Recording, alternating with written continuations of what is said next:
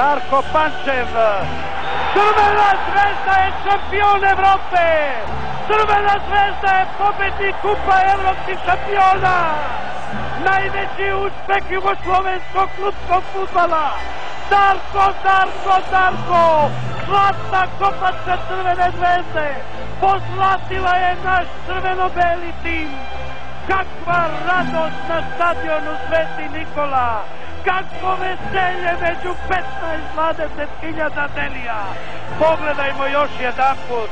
Kakva sigurnost.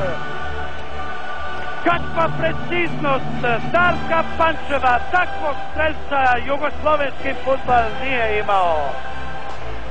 Da li je moguće? Jugoslavijo, raduj se, dobila si prvaka Evrope. Zove se Crvena zvezda.